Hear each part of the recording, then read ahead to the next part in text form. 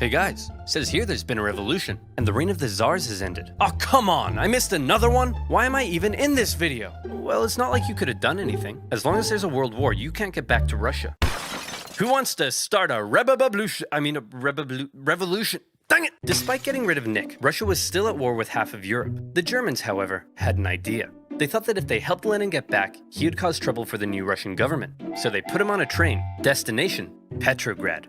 It was a long journey, and while Lenin was cooped up in his train, things in Russia were changing. Workers were taking control of their factories. Soldiers were socking it to their mean old officers. Without a czar, a big old power vacuum had opened up, and someone needed to fill it. The liberals proposed they be in charge, and they set up the provisional government. The workers, however, had already begun establishing local Soviets, largely controlled by the social revolutionaries and the Mensheviks. And since neither felt like they had the power to oust the other, Russia ended up in a classic dual power conundrum. The two coexisted, with the provisional government becoming the official government, and the elected Soviets issuing orders to the workers and soldiers. This power balance was delicate, and all it would take is one bold revolutionary to come along and give everyone a big-brained beatdown.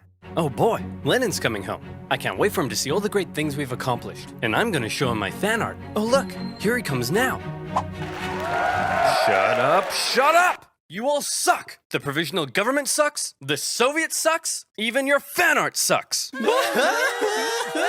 Why does he have to be so mean? In case you couldn't tell, Lenin wasn't a fan of everything that had been happening. In his April theses, he called the provisional government and the Soviets a bunch of big bourgeois bozos. And he kinda had a point. There was still a lot for the Russian people to be mad about. The provisional government hadn't got Russia out of the war, the people were still hungry, and the peasants were still hoping to get more land. Meanwhile, the Soviets hadn't done much to change things either. But even though they weren't perfect, a lot of people did like what the new government had been doing. There was progress. The secret police were disbanded, the death penalty abolished. They even planned to hold elections, meaning for the first time ever, the Russian people could choose their own government. To many, Lenin seemed like some out-of-touch weirdo.